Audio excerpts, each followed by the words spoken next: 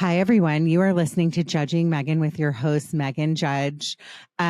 So I'm going to start out today and just tell you I'm in like the worst possible mood of my life. And my poor guest, Mariah, must think I'm a flaming bitch. So that's how I'm going to start the episode today.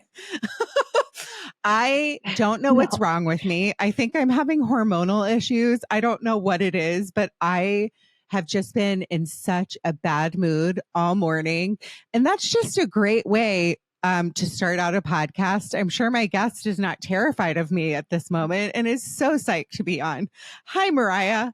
Welcome to the podcast. Hey, I think you're doing great. Honestly, I am all here for it. We're a team today. Really?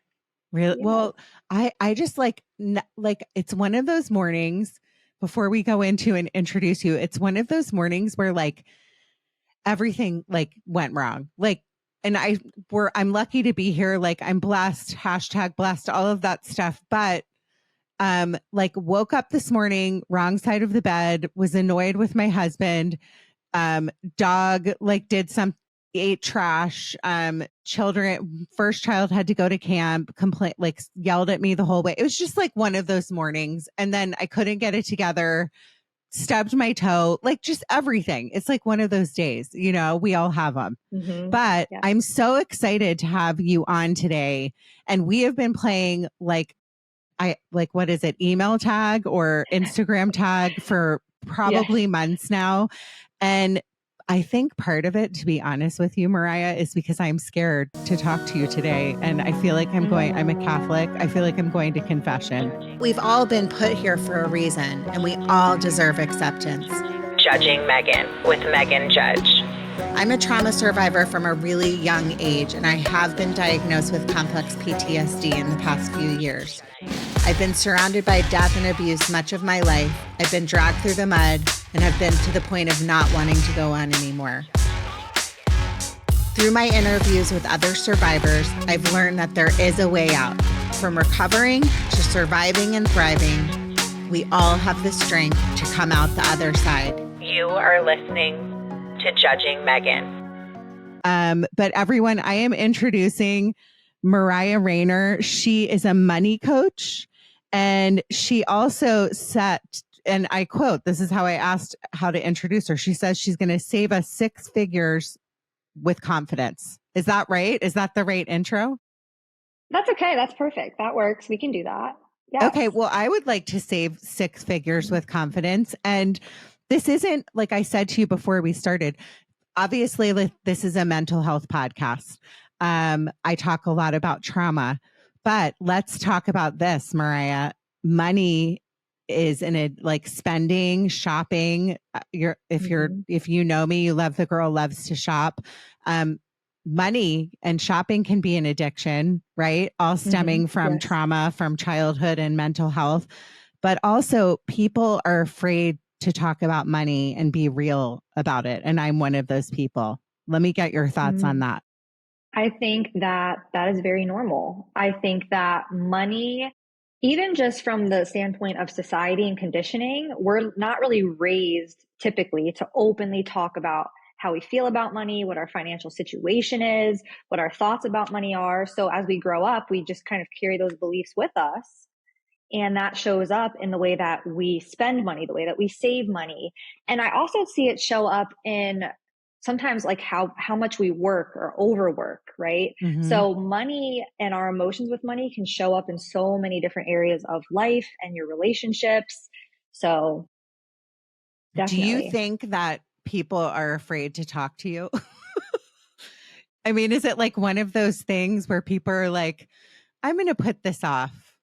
Kind of like doing a will, like kind of like, I don't really want to come to terms with whatever the financial situation. Many people live beyond their means. Like, you know, let me ask you that.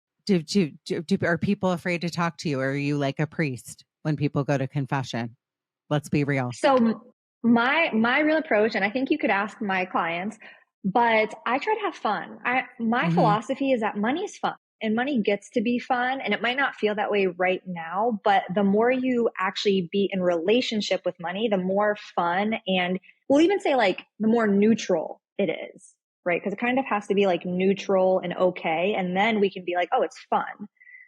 So I try to make money light and fun with my clients because money is here to stay no matter Mm-hmm. what, whether you like it or not. And so we might as well make the best out of it. Well, let's get your background. So where are you from? I was born in New York, but my family moved down to Florida. So I'm here in Florida, Tampa. Woo, go Tampa. Everything Shout out Tampa over Tampa. here. Shout out Tampa. My mom lives in Florida too. Oh, Let me ask you, how did you kind of get into this industry? Do you have a background in finance? no. So Okay. my background is in education. So I went to school to be a teacher. So I've always loved like teaching, learning, helping. That's just ever since I was little, I used to like make my sister let me teach her things on my whiteboard. That's just how far it goes back. So my background's in education, but I got a job working for a cell phone company when I was in college, and I quickly started moving up in my career. And so I graduated college and I stayed working at this corporate job because I was making more than double of what a teacher would make, especially in Florida. That's a whole nother conversation. I know teachers aren't But paid enough. yeah, my mom's a I teacher. mean, So her and I, I just did an episode and we talked about senior care. And in the beginning, I talked about how my sister's a teacher too. It's so wrong that teachers aren't paid enough, but that's a different episode. But go ahead. yeah, yeah. So I stayed with the corporate job for a while and I started making really good money. And I was noticing that even as I made more money, I just was spending more money. I had debt. I couldn't keep money saved in my bank account. And I really couldn't grasp why, because I knew that I was smart, right? Like I knew, like logically, I know math. Um, and growing up, and I won't get too much into my parents' story, but growing up, there was not a lot of conversation about money, I should say. And when there was conversation about money, it was typically in the form of arguments. So Hmm. just kind of a little bit of my background there. But so I started really looking at, okay, I do not want to kind of go down this path of just being in debt, putting things on credit cards, feeling stressed out by money all the time. I want to actually like enjoy my life. I want to take vacations. I want to like do fun things and not feel bad about it. And so I just honestly started working on myself, and just personal development and leadership development because I was in a leadership role at my corporate job by this point. And so the more I really just started to work on like myself and my mindset, and I started going to therapy, and I just really started to be in relationship with me, it kind of led me down the path of being in relationship with my money. So that's kind of how I ended up here. I paid off $60,000 of debt. I saved over 100K by the time I was 26. Wow. And yeah, it's just a whole You healing should journey. literally give yourself a pat on the back, but for that alone. That's Thank you. really impressive. What do you say to people? We'll start here. What do you say to people about having conversations with their children? So I have Mm, kids. Uh, I never mhm. had a real conversation about money with my mom. Um, and I lost my dad as a young teen. So money was always something my mom and my stepfather argued about in our house as well. And it was just something where it's like, oh, like you just take it for granted. You don't really know how to manage it. I was lucky that grew up uh, in an affluent family. I went to boarding school, but I never really understood the concept of saving.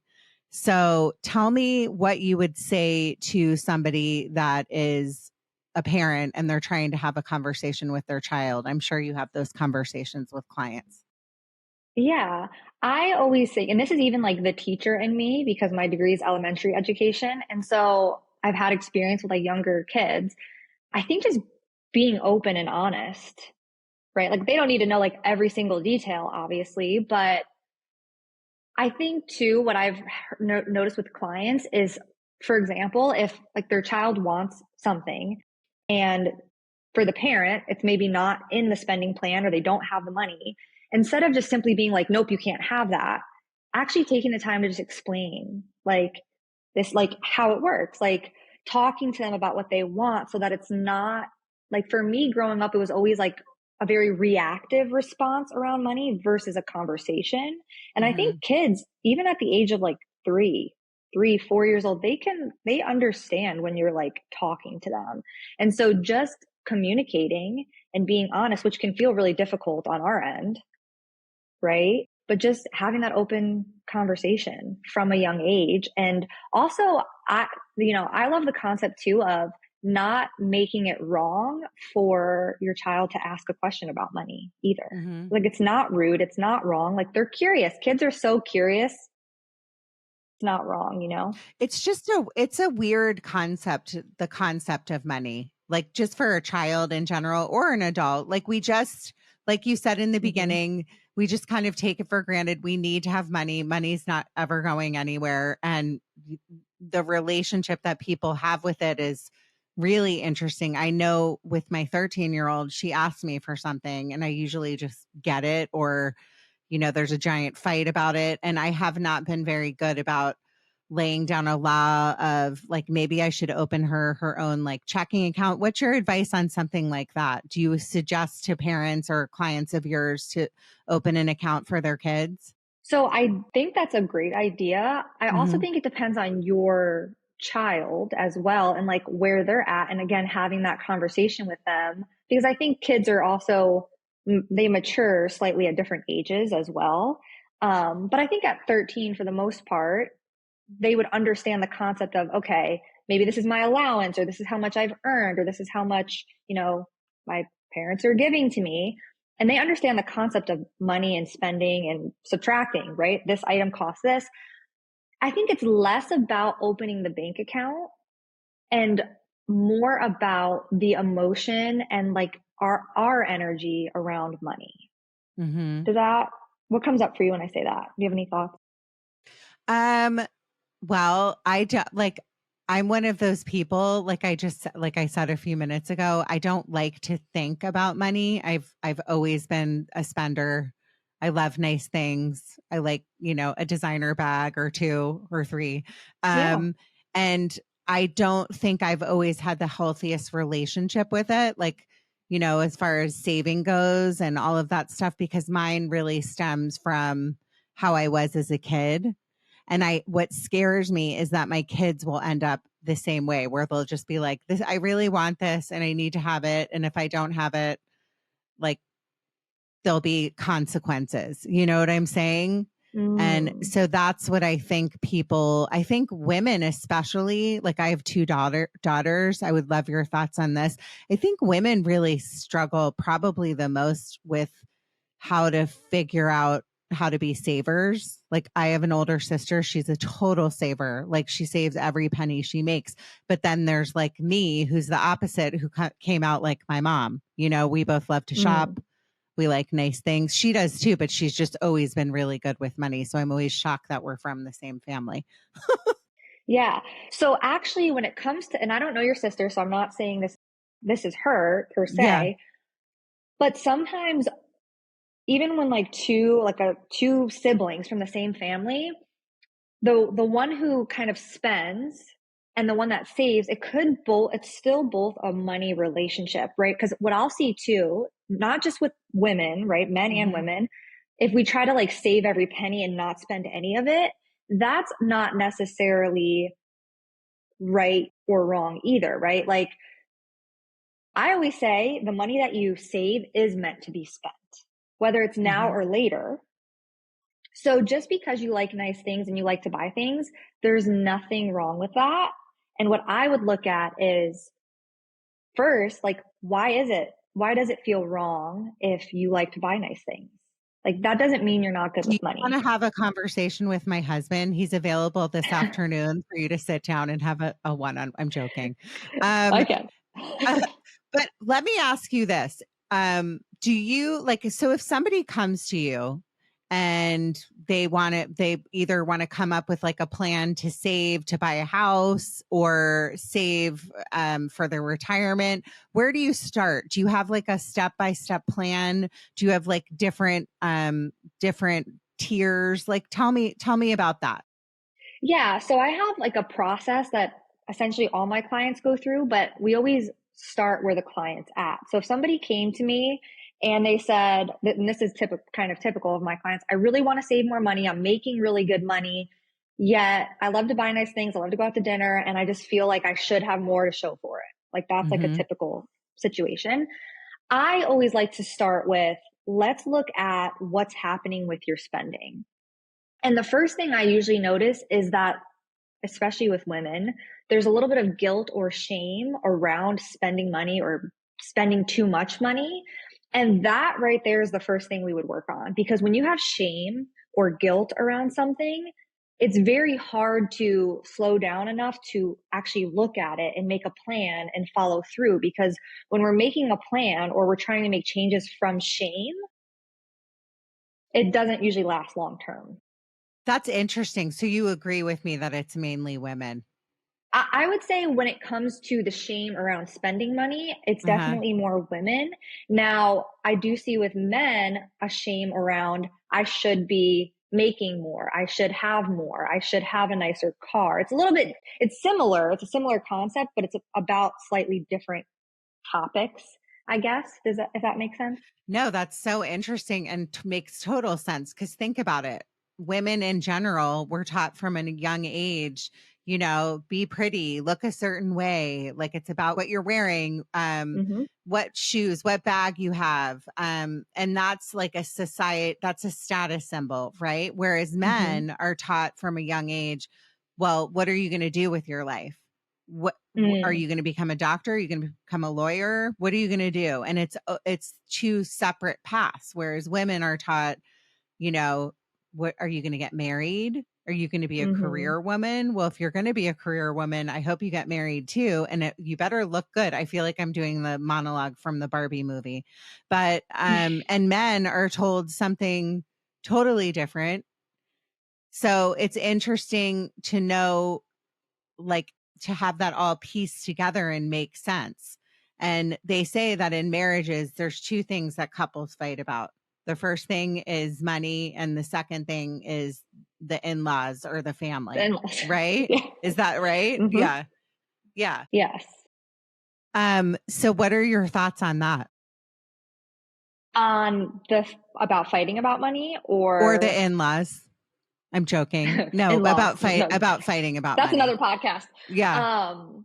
About fighting about money. So yeah, I think it comes down to communication, because, which I know that sounds like a typical answer, so I'm going to explain. But I think when it's already hard for us to talk about money or look at our own money, or we already feel shame around money, now when you're bringing that into a relationship with another person who has their own feelings about money and their own expectations of what they should be doing, again, it turns into a very reactive conversation, which is why it makes sense that you see parents and couples argue about money or get divorced over money, because it can be a very reactive topic, because there's a lot of emotions around money that we don't ever talk about. Well, what do you say to people that come in and they're in that situation? I'm sure you must run into it all the time. You have a couple that sits down with you and the husband's like, she's spending too much on blah, blah, blah. And the wife gets defensive, and then they walk out, or they don't want to sit down. It sounds to me like you might even be kind of the same thing as a couples counselor in some ways, because am I right on that? So I personally don't work with couples, and I'll tell you why. Okay. I have worked with couples in the past, actually. And I will tell you too, I see less of him, like the man in the relationship being like, my wife spends too much, and then her getting defensive. What I see a lot of though is men more being like, I already did it. I know what to do. I know where the money goes. And then the wife being like, well, like, can you include me? What I get a lot of is divorced women who are like, I never looked at the finances. I never knew what was happening with the money. Now I'm divorced. Now I want to like work on my relationship with money. I get a lot of clients like that. Or the people I have worked with that are married, when you start to heal your relationship with money, you're able to bring the money conversation to your spouse from a neutral place. And so it's a lot less reactive because it's only reactive when both people are being reactive. And I'm Italian, so I use my hands a lot for those who can't Me see. So I'm too. like doing Me too. crazy stuff. Irish and Italian. Yeah. It's So, interesting that you say that though, because it is, I have several friends that are either going through divorces or are divorced or have come out of a marriage with a narcissist or whatever it is. And they never knew what the situation was with their money. My mom was one mhm, of those people. And I don't think she would be mad if I talked about this because she was married to my stepfather, who was a monster.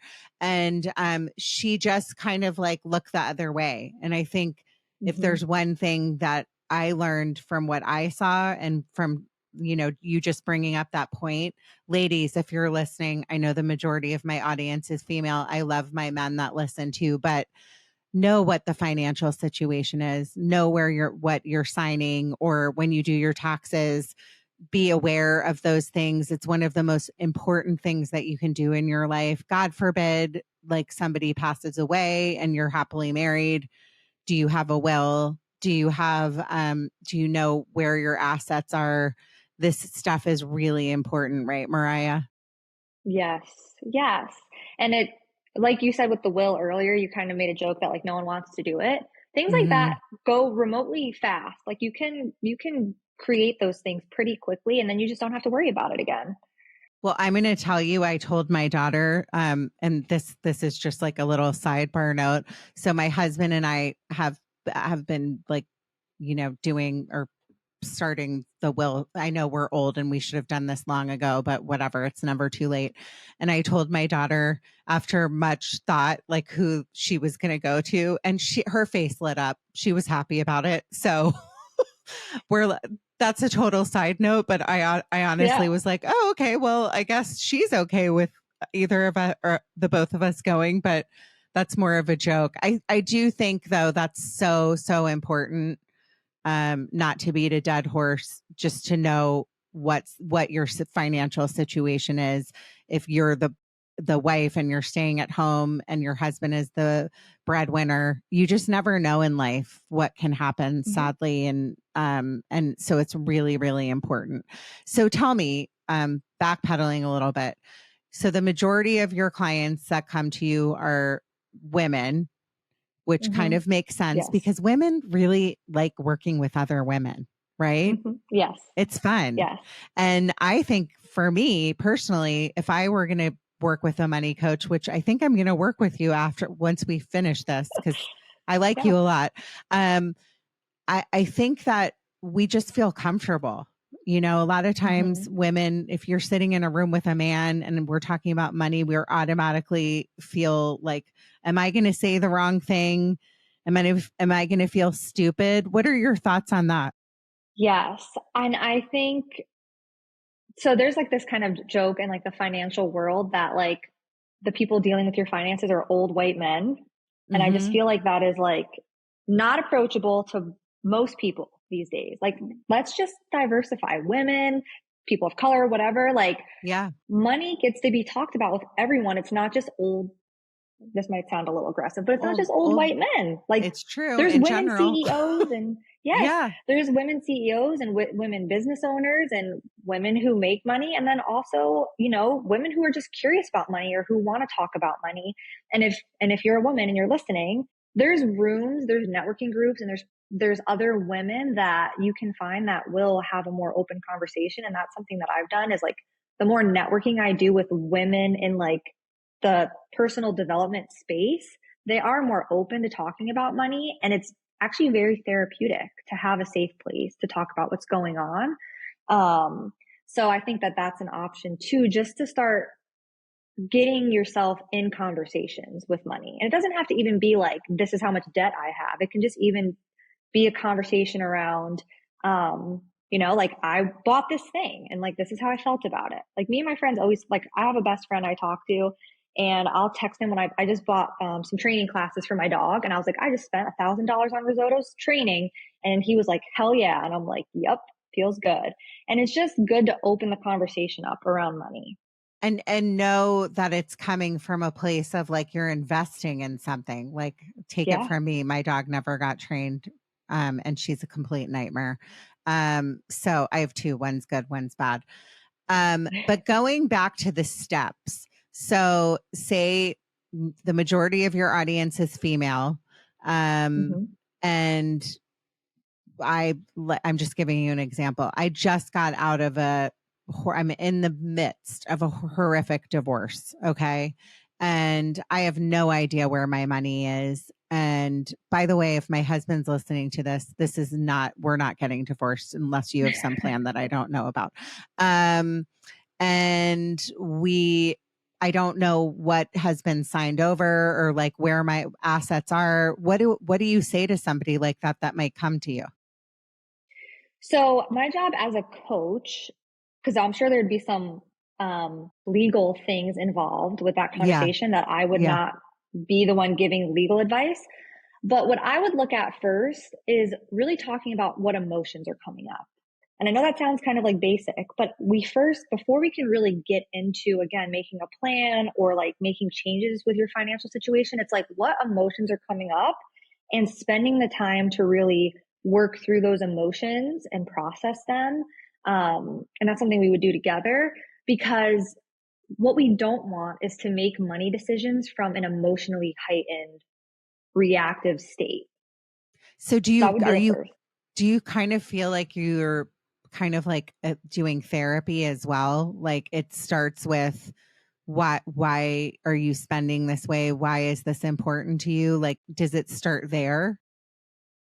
So I say coaching can be therapeutic. It's definitely different than therapy. So like, and I'm not a therapist. But my personal experience with therapy was very much processing past events in my life. Like I've done EMDR therapy. I'm not sure if you've heard of that. Yeah, I have. I've done it too.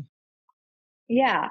So with coaching, what I like to look at is like what emotion is coming up for you in the moment and how can we process that? So when that emotion around money comes up, you're still able to kind of like work through it and then move forward when you're ready, versus letting the emotion kind of stop you from taking the steps necessary. So sometimes past events come up, but we don't spend the majority of our time focused on the past. We spend a lot of time on the present and implementing those skills and tools into your future and different circumstances with money that would come up. Do you sit down like with a plan, like step 1, this is what you're going to do. Step 2, like talking about wills or whatever else it be. How does that work? Yeah. So the way that I do coaching is very tailored to my client. So there's not like call 1 is this specific, call 2. It's really, again, like the foundation for saving money or making the phone call to create a will, right? Is you being confident and feeling confident talking about money, looking at your money, knowing what's happening with your money, making money decisions. And so we really usually start with like building up your money confidence.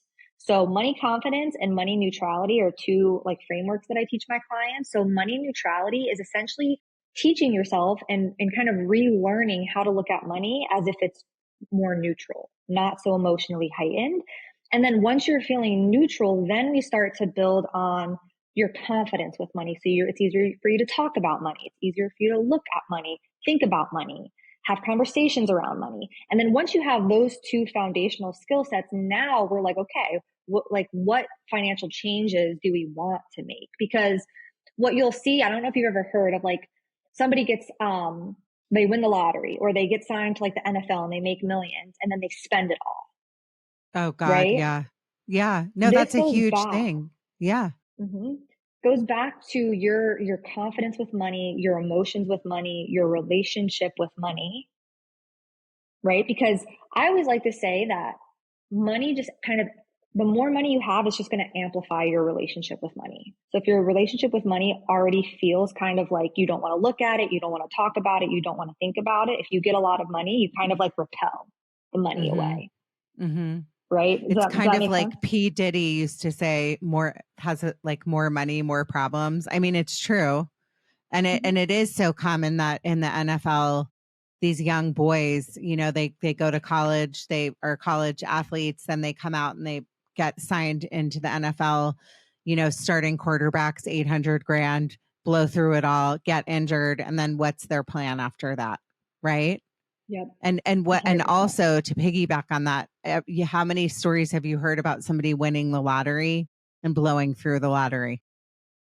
I mean, Yes. I would say Yeah. 90% of the people that win jackpots in the lottery blow through the money. Have you heard that Yeah. too? 100%. Yeah. Yeah. I don't know what the percentage is of people that blow through it, but It's really, you hear really that high. more times than not. Yeah. Yeah. And even on like not a large amount of money scale, like I see it with clients who get like a bonus, like an end of year bonus, they get $20,000 and the whole thing, they spend the whole thing. And they're like, I have no idea what I spent it on. Mm-hmm. Right. It's not 800,000, but still it's the same concept. Just because it's a bigger number, your relationship with money and your money habits are still there. I think it's so interesting what you're saying because it is so true. I have since my childhood this unhealthy relationship with money. I'm scared of everything. I'm like, oh my God, there's money. I have to go buy a bag. Like, and my husband's like the one that's like the saver and he's like, no, no, no. And so we do fight about it like probably every other couple on the planet. But I think it's important to like take a step back and realize like we don't have to be afraid. It's just like baby steps, right? Am I right on Yeah. that? Yes. I always love, and I'll give you guys, everyone listening can do this. It's very powerful and it's super simple. Is start to think about every day, like what is one money win that you've had? Today could have happened last year. It could even be something like I had a goal to make $100,000 and I'm making $100,000. Like starting to really acknowledge what you're doing right with money often, because our brain always wants to go to what we're not doing good with money. My brain does that every day. Do you suggest like maybe keeping a journal or something like that and like of little wins and things? Yes. Like I get in trouble all the time because I take my kids to Starbucks every day. Like every day. And I added, and my husband actually added it up. And he's like, Meghan, you can't go to Starbucks every single morning. They both get drinks. They both get like a sandwich or whatever they want, like a cake pop. And then at the end of the month, you add it up and you're like, oh my God, I can't believe I spent that much money at Starbucks. Yeah. So the idea of journaling might be a good option. Yeah. Yeah. And like I said, no win is like too big or too little. It's like I added up how much I spent this month at Starbucks. That means you like faced, even if your husband added it up, you're still facing your money. You're like, I'm at least aware of what I spent. Yeah. Right? Like that's a win to me. That's a first step because without the awareness of what's happening, we're not going to make changes anyway. So that's a win. Okay, so you're saying those like just a few steps. So if somebody came to you and they were like, Mariah, I want to work with you, you sit down, do you talk about like a budget for a month or you start with the steps we already talked about and then maybe finding your wins, but what are some things that like maybe somebody can't work with you, they don't have the budget to work with you and they just want to have some tips and they're at home right now stressing out about money and ways to save money or whatever it be? Yeah. So if you're at home right now and you're stressing out about money and you're not at a place where you want to invest in coaching, that's totally fine. Instead of going out and budgeting and trying to make budgets, I would really urge you to start with, okay, I'm going to give you an activity. Think about, how do I want to word this? Think about 5 to 10 goals that you've had with your money in the past that you've already accomplished. That's a good point. 5 to 10 goals. So like what would some examples of goals be? So like I had a goal and I like to start here with like what were goals that you had that you've already accomplished because it's like showing your brain like, oh, I have made progress with money. I have done some things with money. Even if it's something like that you had a goal to buy a new couch and you did it, or you had a goal to stop going to Starbucks 5 days a week and go 3 days a week. Like any win, nothing's too big or too small. Like at one point I had a goal to pay off $60,000 of debt and I paid it off. It doesn't have to be 60. For you, it could be, you had a goal to pay $100 towards your credit card and you did. It's just that we create goals, and then when we hit the goals, we're so focused on the next goal that we're not giving ourselves enough credit to build up the confidence of like, I have made progress with my money already. And that's really important. I love that advice. Do you think that somebody that like really sits down and thinks about this stuff at the end of the day, like you're a perfect example. How in God's name were you 26 years old? And did you save $100,000 while paying off $60,000 in debt? Like, tell me that story. I'm sure my audience would love to hear it. That's shocking to me because most 20 something year olds would never. Yeah. So the beginning of my story was, I won't name names, but I followed a specific financial person out in the world, and I do not really love or agree with their approach now, but at the time it was like the only thing I could find. So when I was working on paying off 60,000, I kind of started there, which is not necessarily my recommended approach going forward for others. But my approach in the beginning was very aggressive. Like, I'm going to put every extra penny I make, and I was throwing all my extra money towards my debt, which did make some progress with the debt, but I still felt that shame and guilt anytime I was spending money. And so that's kind of like the beginning of my story. And then as I started working on my relationship with money, like we talked about earlier, I got to a place where I was like, okay, I still want to like pay my debt off. The first debt I paid off was my student loans, which again, neither here nor there. In my head, I really wanted to pay the student loans off. So I paid the student loans off, which was like 20 something of the debt. So I paid those off. And then my next big debt was my car, my Jeep life. I used to have a Jeep too. Yeah, I love Jeeps. I loved my Jeep Wrangler. It was my favorite car I ever had. But go on. It was my dream car. It was my goal, my dream to get a Jeep. Yeah. And then I did. But when I was in probably around your age in my 20s. Are you? Well, you look so young. Yeah. I don't want to ask your age. I'm still in my 20s. Yeah. Okay. So I thought I was in the movie Clueless, and I had a white Jeep Wrangler and drove her cross country to LA. So same thing. Yeah. It was my favorite car I ever had. Oh my goodness. We'll have to talk about that more later. But yeah, so then as I continued paying off debt and I was feeling more confident with money just because I was doing the other inner work, I was like, okay, I can slow down. What happened was it wasn't a rush anymore. And I noticed when I stopped making it a rush, like I need to pay off debt, I actually started paying it off faster, which was interesting because I wasn't just putting a payment towards it and then like needing to use my credit card. Does that make sense? Right? Yeah. Because when you're in a rush, you kind of do things without planning them or really thinking them through. And so I just started to become more strategic. I was looking at my money more. I wasn't feeling so in a rush. I was able to kind of enjoy money and spend money on things and make a plan towards my goal that I could just follow that was sustainable. And that's really what it was. It was to a point where I was working a plan that I made, but it was in a sustainable way to where I was still doing things and enjoying my life. Because in the meantime, too, my husband and I also paid for our wedding. Like we both contributed obviously to the wedding, but so that was another thing I was saving for while I was paying off debt. So my advice is if you do have a money goal, notice if you're feeling very urgent about it, like it needs to happen like this week. And if that's the case, I recommend trying to take a step back and really looking at how can you achieve your goal and consider the things that you want to buy, the day-to-day spending, the things that you enjoy. Because if you're allowing yourself to enjoy money while working towards your goal, you're a lot more likely to actually follow through on your plan. And that's what I did.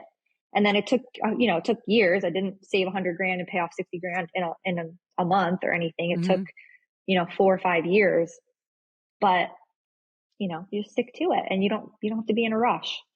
Well, I think that's great too, because we are in different stages of our life. And like for me and my husband and my family, we're like having to think about college and eventually retiring and all of that stuff. And so I think it's really important to have plans and think about this stuff. And if you are listening and and nothing against my male listeners, like I said, I love you, but this happens very often for women, that we are very afraid to have a relationship with money.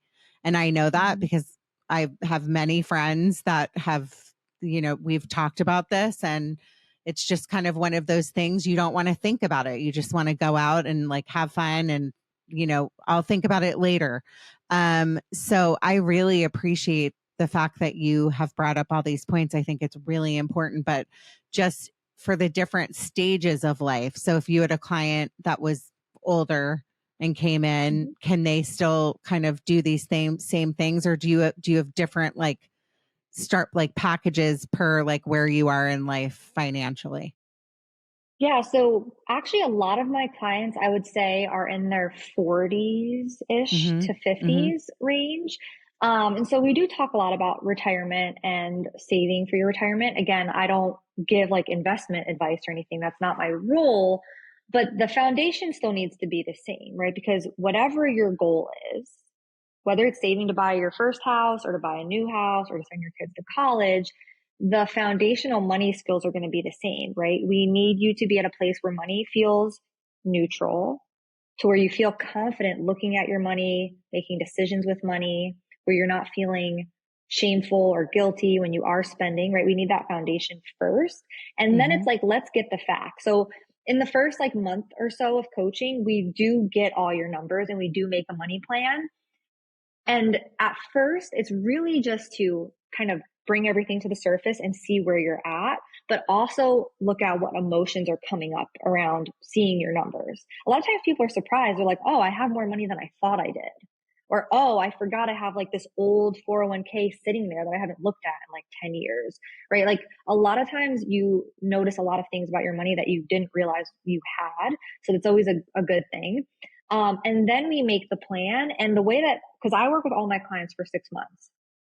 And so we're working on your relationship with money and we check in on your plan week after week. So whether we need to tweak the plan, if you've had some emotions come up around the plan, if you've gotten off track with the plan, we're able to coach on your mindset, your relationship with money, as well as like the strategy part of it. So it doesn't matter necessarily what topic you're saving for, like what specific thing you're saving for. The strategy is quite similar. Do you go through like a bill, for example? Like for me, I was actually just thinking about this before I was talking to you. We have all these subscriptions, right? For like Spotify, for like Hulu, all these different subscriptions that we have. And to be honest with you, like at the end of the month, I'm like, I don't even know like what I'm spending on those things. So do you kind of go through that kind of stuff with people too? Yes. Yeah. So this Yeah. part of my process I call money intimacy, where we get Mm-hmm. real intimate with your money. So not only do we figure out what you're actually spending on everything, but we figure out like, what do you want to be spending money on? If you don't use Hulu and you don't want to be spending it, like I'll give you one quick example of one of my female clients. She used to pay like a monthly membership for like a spa, and she actually had stopped going because like you pay like a base amount and then you pay extra for when you go in for your service. She had stopped going because she just, I guess, didn't want to spend money there anymore, but she felt like uncomfortable calling the spa to cancel her membership. Right. So we're going through her money because she felt embarrassed. She's like, I know them. I've been going there for 2 years. Like there was like shame around it. And so, yes, we figured out how much she was spending and that she didn't want to spend the money there anymore. But then we were able to coach around creating some neutrality around calling and having a conversation around canceling a membership, but also the confidence for her to make that phone call.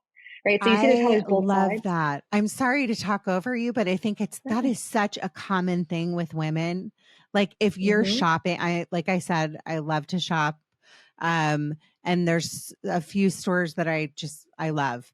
And anytime I go in there, I kind of am like, oh, do I need to like, I feel like almost guilty.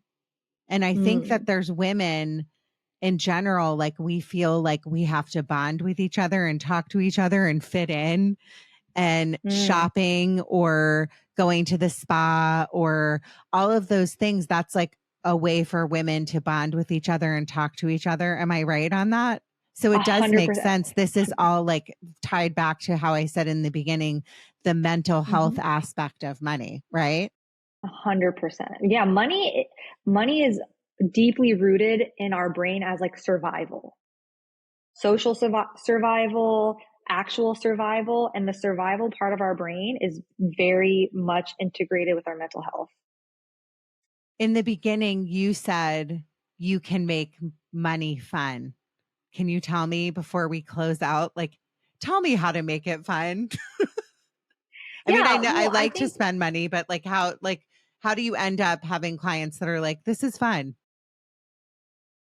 I think it really starts with trusting yourself and giving yourself permission to enjoy money. Permission. Like whenever we're like, oh, I like to shop and I probably shouldn't spend that much, what we do, and I've done this too, is we're kind of like taking away our own permission to enjoy the money that we're spending. Because we're instantly telling ourselves it's wrong. And we have to learn how to not think about money as right or wrong, but instead, how you spend your money is just a decision, right? So really learning to trust yourself, have your own back. And then I think there's also a piece, at least for me, with like knowing that, okay, I spent money on this thing, but I'm still on track for my other goals too. So it's like, it's okay. It's kind of And then like it becomes more also, fun. yeah, it becomes Yeah. fun, but like at the end of the day, being able to step back and be like, I did this, right? Like for me, Yes. my example is, okay, maybe I don't need to take my kids to Starbucks 5 days a week or 6 days a week, cut it down to 3, write that in my journal. I mean, there's like lots of easy, quick things after talking to you for this 50 minutes that I've learned that if you just take a step back, this isn't scary. So me putting Yeah. off this podcast episode for months. I'm joking. It's not as bad as I'm making it sound like it is. But I think, like in closing, before we close, I hope that my listeners are really thinking about this and listening to this, because I happen to live in an area where, everybody seems to have a lot of money. People are living beyond their means. I know that for a fact. And I like to say to people, you can't take it with you. So yeah, do I like a designer bag? I sure do. Have a few. Yeah. I like them.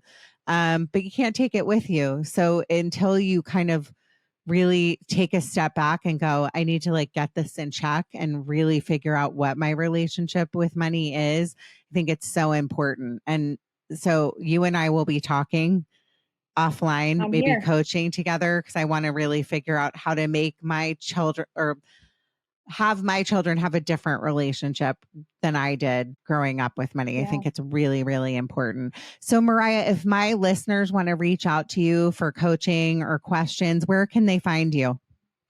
Yeah. So I hang out the most on Instagram. Me too. Yes. I love Instagram at Me Money too. Coach Mariah. And I go live on there. I do like mini trainings. Next month, September, I'm doing like a free training. So you can definitely connect with me on Instagram. And I do put out lots of different trainings and things. If you want to work together, just find me on Instagram and send me a DM and we can talk about setting up like a free consultation. And yeah, if you just want to reach out and share something with me, I'm here for it. So. Okay. Well, thank you so much for coming on today. I'm sorry if I was in a pissy mood when we connected. No.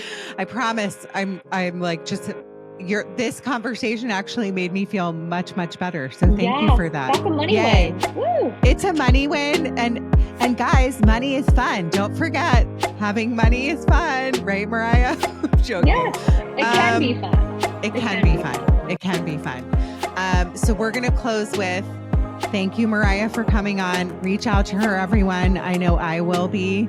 I always love you all. I'm so appreciative of your support and listening. If any of you ever would like to reach out to me, you can reach out to me on my Instagram, Judging Meghan. You can also, I'm always looking for guests, by the way.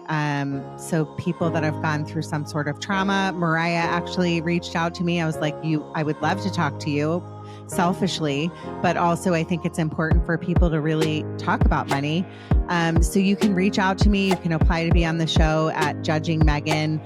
And And I always love referrals. And I think sharing our stories is what makes the world a better place. So don't be afraid to reach out and talk about your struggles. I think it's really important in these times, especially. So in closing, be happy by making other people happy. Thanks, Mariah. Judging Meghan with Meghan Judge.